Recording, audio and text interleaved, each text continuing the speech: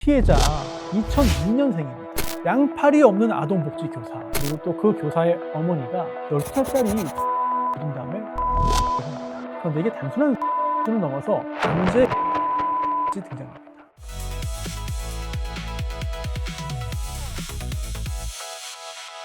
대한민국의 숨겨진 강력사건, 오늘은 2017년 전주 그리고 군산으로 갑니다.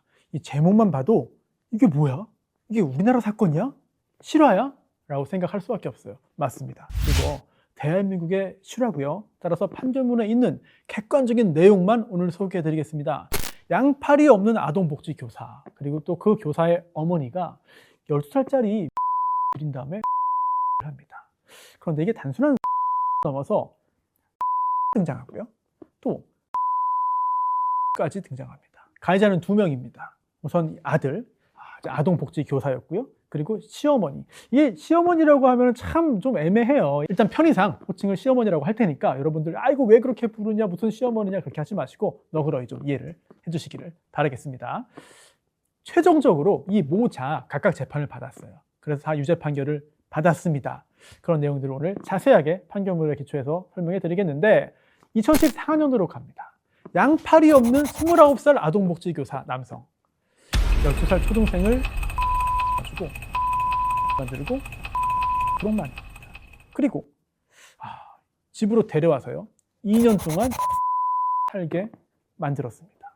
근데 그 집에 이 아들만 있던 게 아니에요. 부모가 다 있었습니다. 특히 이 남자의 모친, 그러니까 이 피해자의 사실상 시어머니가 거짓 진술을 강요해요. 자기 아들에 대한 처벌을 좀 막기 위해서 거짓 진술을 강요하고요. 그리고 시켜버립니다. 이게 말이 안 되는 일이죠. 그런데 2년 동안 시달리던 이 아이가, 오빠가, 그러니까 이 남성이 너무 자주 요구해서 힘들다 이러면서 가출을 합니다. 중학생이에요, 중학생. 네. 그러자 이 시어머니가 학교로 찾아와요. 놀라운 일이죠. 찾아오는 것도 이상한데 찾아와서 만나서 이렇게 얘기합니다. 야, 원래 남자들은 이거 욕구를 채워주려면은 야, 네가 줘야 되는데 이걸 제대로 못 해주냐. 우리 아들만 불쌍하잖아. 이런 말을 한 시어머니. 둘 다 재판을 받았고요. 둘 다 감옥을 갑니다. 그런데 형량, 아들은 최종 징역 1년 6개월, 시어머니는 징역 10개월. 자, 도대체 어떤 일이 있었던 거냐. 판결문을 통해서 자세하게 살펴보겠습니다. 자, 우선 이 아동복지교사 남성 29살이에요. 그런데 처음 만났을 때 이 피해 아동은 12살입니다. 나이 차이 굉장히 많이 나죠. 그리고 집으로 데려왔어요. 또 하나, 신체적인 특성. 양팔이 없어요. 양팔이 없는데 합의하에 하는 건 몰라도 가능해? 그리고 초등생 어떻게 데려왔어? 강제로 데려온 거야? 끌고 온 거야? 어떻게 된 거야? 그리고 또 이른바 시어머니, 이 남자의 엄마, 어떻게, 왜, 언제 가담하게 된 거야? 그리고 또 하나 충격적인 게 있습니다. 이 사건 감옥에 가기 전에 한참 전에 먼저 문제가 됐습니다. 그래서 경찰이 검찰에다가 송치했거든요. 그런데 검찰에서 기소유예로 풀어줬습니다. 와, 도대체 어떤 일이 있었냐? 왜 풀어준 거냐? 이거 중요하겠죠. 그리고 또 하나, 최종 형량 왜 이렇게 낮냐? 풀어볼 게 너무 많아요. 이 가해자 아들, 아동복지교사 3학년 때, 초3 때 감전사고를 당합니다. 97년인데요. 이때 양팔을 절단하게 됩니다. 왼팔은요, 어깨에서 5cm니까 이제 거의 없어요. 1급 지체장애입니다.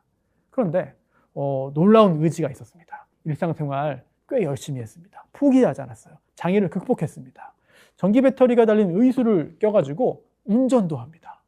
그리고 밥도 먹고요. 글씨까지 씁니다. 심지어 컴퓨터 타자도 칩니다. 발가락으로. 예, 컴퓨터 게임도 합니다. 이종보통 운전면허 땄고요. 워드 프로세서 자격증 1급도 땁니다. 그리고 사회복지사 자격증 땁니다. 그리고는 군산의 한 센터에서 근무를 했던 건데요. 자, 그러면 이 어린 피해자에게 어떻게 접근한 거냐. 2002년 6월생이니까 사건 당시에 12살입니다, 만으로. 그러니까 피고인, 이 남성이 일하던 센터에 다녔습니다. 아니, 아무리 그래도 그렇지 어떻게 12살짜리가 남의 집에 들어가서 사냐. 말이 안 되잖아요. 짐작하시는 것처럼 가정 형편이 불우합니다. 부모가 어릴 때 이혼을 했는데요. 엄마가 아이를 버리고 떠난 것으로 이해하는 게 옳겠습니다. 아주 어릴 때 이혼해가지고 타지에 갔어요. 재혼을 했고요. 연락도 안 하고 방치했습니다. 아버지와 살았습니다. 정서적으로 방치된 상태였다라고 판결문은 지적하고 있습니다. 정상적인 보호를 받지 못하던 피해자가 자신에게 호감을 갖게 된 것을 알고 사리 분별력이 떨어지는 점을 이용해서 먹었다. 자, 그리고 첫 번째 범행으로 이어집니다. 2014년 8월인데요. 군산의 한 주차장입니다. 여기에서 차를 태워가지고 간 거예요. 이 12살 아이가 뒷좌석에 타고 있었거든요. 그런데 차를 세운 다음에 운전석에서 뒷좌석으로 넘어갑니다. 그리고는 의수를 이용해가지고 자기 바지를 벗고 피해자의 바지도 벗기고 1회, 그리고 그 후에 까지 합니다. 2015년 6월에 딸을 낳았어요. 딸을 낳았을 때 13살, 그러니까 중1 나이입니다. 중1 나이인데 딸을 낳았습니다. 이때는 같이 살진 않았어요. 그러니까 6학년짜리가 해가지고 중1에 낳은 거거든요. 그런데 누구의 보호도 받지 못하고 누구도 챙겨주지 못하고, 그리고 이때까지만 해도요, 이 집에 민며느리로 데리고 들어온 거 아니었어요. 따로 살았어요. 그런데 그 후에 아이를 낳은 후에 데리고 들어왔거든요. 강제로 데리고 온 거 아닙니다. 자, 이때 다 함께 만납니다. 누가 만났냐? 양팔이 없는 교사, 그리고 이 교사의 엄마, 그러니까 시어머니죠. 이 두 명이 피해 아동의 친모를 만납니다. 친모가 어릴 때 떠나가지고 사실상 버린 상태였잖아요. 관리도 안 하고 돌보지도 않고. 그런데 만났습니다. 그리고는 동의를 받습니다.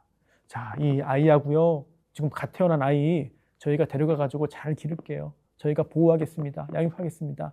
이렇게 해서 허락을 받고 데리고 옵니다. 그래서 무려 2년 동안 전주에 있는 아파트에서 함께 사는 거죠. 이게 2015년 6월부터 2017년 6월까지입니다.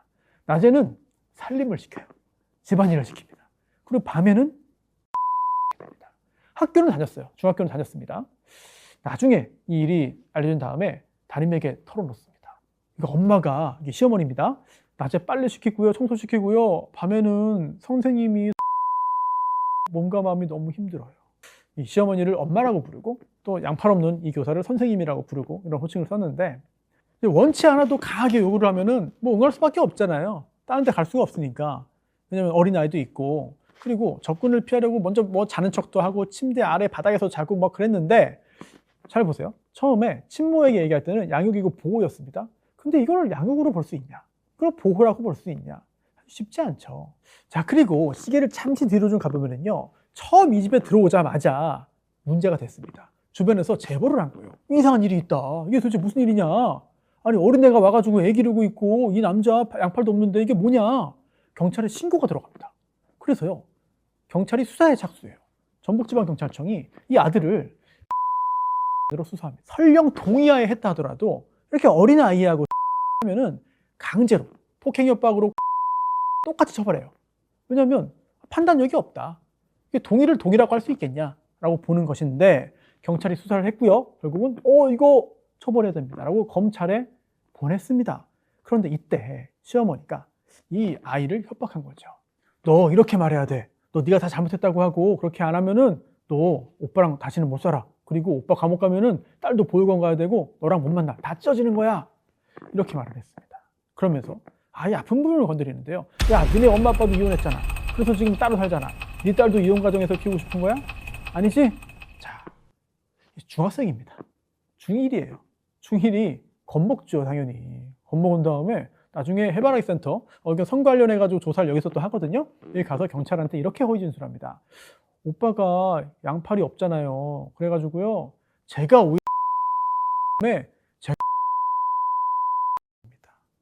시어머니가 시킨 대로 그대로 한 거예요. 근데 이게 12살 아이가 아무리 팔이 없지만 성인 남자를, 이거 황당한 얘기잖아요. 그래서 요거를 이야기를 했거든요. 그러자 검찰에서도 요거 가지고 이거 어떻게 할까 고민을 합니다. 고민을 굉장히 많이 했고 결론을 못 내려요. 그리고서는 검찰에 이제 그 시민들이 참여해가지고 이거를 기소를 해야 됩니까? 이거 법원에 보내야 돼요?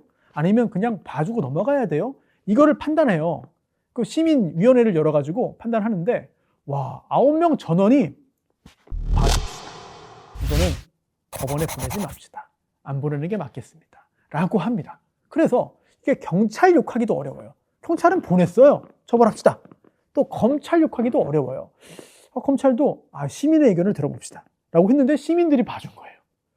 그러면 시민들 욕하기도 어려워요. 왜냐? 다 따져봤더니 이 남자를 감옥에 보내면 그러면 이 집에서 쫓겨날 텐데 그러면 중학생이 이 갓난아이 어떻게 기르냐. 그리고 원래 집으로 본가로 가? 아니 본가 가면 엄마는 이미 따로 살고 있고 안 돌봐줬고 아빠 임신 중에도 안 돌봤는데 애를 돌봐주겠어? 이 방법이 없는 거예요. 판결문에 자세히 나오진 않습니다만 이 시민들도 역시 이런 생각하지 않았을까. 그래서 기소유예를 했고 이 남자는 처벌받지 않고 그 후에도 2년 동안 이런 일은 계속 이루어졌던 겁니다. 자, 그런데 이 결정이 잘한 거냐? 그렇지 않은 것 같습니다. 왜냐? 또 11월에 거든요. 이거 기소유예 된 다음에 곧바로 해요. 그리고서는 하니까 자 이때 이 남자와 시어머니는 강요합니다. 그런데 이 아이는 어땠을까? 이미 첫째 한 명 낳았잖아요. 두 번째잖아요. 둘째를 낳고 싶어 했습니다. 무서워. 저 무서워요. 그냥 낳을래요. 낳고 싶어요. 그랬더니 이 아들이 이렇게 말합니다. 너 낳으려면 낳아라. 그리고 나 감옥 갈게. 너 딸이랑 둘 또는 셋이 살아. 난 몰라 이제. 이렇게 겁을 주고 여기서 시어머니가 지우자. 지워야 돼. 이렇게 강요를 했던 겁니다. 그리고는 11월 28일에 전주의 한 산부인과로 시어머니가 데리고 갑니다. 그리고 받게 되는데 여기에서 또 놀라운 사실이 있습니다. 이거 정말 사람이 할 수 있는 일인지 잘 모르겠어요. 왜냐하면 시어머니가 이 의사가 의심을 할까봐 걱정을 한 거예요. 뭐 물어보면은 이상하게 될 수 있잖아요. 신고할 수 있잖아요. 그래서 야, 너 병원 가면은 의사가 무슨 말해도 말하지 마. 단순히 조용히 있어가 아니라 너 벙어리 행세해야 돼. 말 못하는 것처럼 행세해야 돼. 라고 시킵니다. 결국 이루어지는데 그런데 더 충격적인 게 있습니다. 이게 충격이 너무 계속 이어져요. 불과 4일 후에 같은 산부인과로 데리고 가서 시술을 합니다. 이게 자궁 내에 피임 장치를 넣는 거잖아요. 다시는 않겠다. 근데 다시는 안 하겠다라고 했으면 이거 할 수 없어요. 걱정 없이 계속하기 위해서 이런 시술을 했다라고 범행 동기가 판결문에 기재되어 있습니다. 아들과 시어머니가 공모를 한 겁니다. 자, 이렇게 4일 후에 거실에서 루프를 끼자라고 말을 했고요. 피해자는 싫다고 했어요. 싫다고 했는데 이들 모자는요 이런 일 없다고 주장했습니다. 하지만 법원은 이렇게 봤습니다. 이 피해 아동이 이렇게 진술했다는 거예요. 그동안 함께 살면서 한 번도 우리 시어머니 엄마 뜻 거스른 적이 없었습니다. 근데 정말 하기 싫었어요. 제가 하기 싫다고 명확하게 밝혔어요. 근데도 들어주지 않고 강제로 시켰습니다. 이런 것들 4일 후에 회복도 잘 안 된 상태일 것 같은데 그런 상태에서 계속해서 안전하게 걱정 없이 하기 위해서 그런 목적으로 루프를 넣는다? 자, 이거 아이가 희망했다, 아이가 원했다, 동의했다 이런 주장 믿을 수가 없다는 것이죠. 이게 여성의 성기에 특수한 기구를 삽입하는 거잖아요. 그 자체만으로도 거부감을 줄 수 있는 피임법이다. 이거 설명 제대로 했겠냐? 또 진지하게 동의했겠냐? 그렇게 볼 수 없다는 것이죠. 그리고 또 그 전에 성인인 이 아들한테 먼저 정관수를 권할 수 있잖아요. 근데 그렇게 안 하고 13살인 피해자에게 했다? 이거는 정말 너무나 이기적인 게 아닌가 이런 생각을 할 수밖에 없습니다. 자, 그러던 2017년 6월 24일 밤 8시입니다. 그동안도 이제 갈등들이 많았는데 싸움이 벌어졌습니다. 이제 언쟁을 하다가 나 더 이상 못 살아요 라고 얘기를 합니다. 그런데 여기서도 또 이상한 행동을 해요. 야, 너 네 인적사항 또 애 낳은 사실 SNS에 올린다. 그리고 너 신고하면 네 딸 버릴 거야. 버려줘. 이거 역시 정서적인 학대가 인정됐습니다. 피해자는 그럼에도 불구하고 그때 집을 나갔는데 사실 그때요 이 아이가 가출을 그전에도 여러 번 반복을 했습니다. 그리고 또 음주도 반복을 하고요. 물론 이게 원래 막 나가고 이상한 애인데 그냥 데려온 거다 또는 데려온 다음에 이런 상황에서 뭐 정상적으로 살 수 있겠느냐 또는 뭐 둘 다다 정확하게 나오지는 않습니다. 이거는 제3자가 정확히 알 수는 없는 영역이긴 합니다. 그리고 이 시어머니가 이제 가출하니까 이제 학교로 찾아온 거예요. 그러고서는 너 왜 나갔어? 그랬더니 오빠가 너무 지나치게 자주 성관계 요구해서 가출했어요. 그랬더니 야, 남자들은 원래 하는 거야. 네가 되는데 야 제대로 못 해주냐? 우리 아들만 불쌍하지 않냐? 너희가 아직 어려가 잘 모르는 거야. 오늘 5시까지 집으로 돌아와. 빨리 돌아와. 자, 이런 발언 역시 정서적인 학대인 것이죠. 물론 시어머니는 부인했어요. 이런 말 한 적 없다고 했어요. 하지만 피해자의 진술이 구체적이고 일관되고 직접 듣지 않고서는 만들어내기 어려운 일이다. 그리고 피고인의 성행과도 모순되지 않는다라고 봐서 인정이 됐습니다. 결국 중2 때 담임 여교사가 너 왜 자꾸 가출하냐? 너 왜 학교 잘 안 나오냐? 이렇게 물어서 결국 다 털어놓게 된 것이죠. 담임 교사가 곧바로 아동보호 전문기관에 신고를 했고 지금 경찰의 수사가 진행됐습니다. 아무튼 이 사건 최종 형량은 아들은 징역 1년 6개월, 시어머니는 징역 10개월입니다. 이 형량이 적정하냐? 이들이 정말 이 형량 받고 반성을 했겠느냐? 자, 여러분들의 의견도 굉장히 좀 궁금하고요. 형량이 높지 않죠. 네, 그리고 여러 가지 요소를 통해서 판단이 이루어집니다만 생각보다 중한 형벌은 아니다. 이런 생각이 들고 이런 판결은 형량을 알면 알수록 오히려 별거 아닌데? 이거 생각보다 뭐 중한 범죄 아닌데? 이렇게 또 오해가 될까봐 그런 부분들을 저는 걱정해요. 정의라는 게 관념 속에 있는 어떤 인권적인 측면에서의 정의일 수도 있고 또는 종교적인 측면에서의 정의일 수도 있고 또는 그 사회 공동체가 가지고 있는 정의일 수도 있고 또 법적인 정의가 또 따로 있거든요. 그래서 지금 이 판결을 통해서 우리 사법부는 법적인 정의를 실현한 겁니다. 법적으로는 그게 정당하고 그게 합당하고 그게 정의라고 본 것이죠. 하지만 이제 법적인 부분이 아니라 사회적인 기준으로 볼 때 너무 약한 거 아니냐 라고 하는 판단도 당연히 할 수가 있겠고요. 하지만 그거는 법의 판단과 일반적인 사회적인 판단이 다를 수 있다. 그런 부분들은 너무나 많이 좀 있습니다. 또 하나 중요한 게 이거 재판 과정에서 합의가 이루어집니다. 합의금 지급합니다. 합의금 누가 받아요? 보호자들이 받았어요. 그러면 그 합의금 제대로 전달이 되는 거죠. 정말 전액을 이 피해자인 중학생을 위해서 썼을 것인가? 안 나와요. 알 수가 없죠. 걱정만 할 뿐이죠. 그리고 판결문에 상당히 다양한 내용이 있는데 그 중에서도 저는 이 부분이 머릿속에 가장 많습니다. 저는 다만 평범한 학생처럼 살고 싶었을 뿐입니다. 누가 감히 이 아이에 대해서 판단하고 평가할 수 있겠습니까? 초등학교 때 딸을 낳고 중학교 때 집에 들어가서 이런 일을 겪고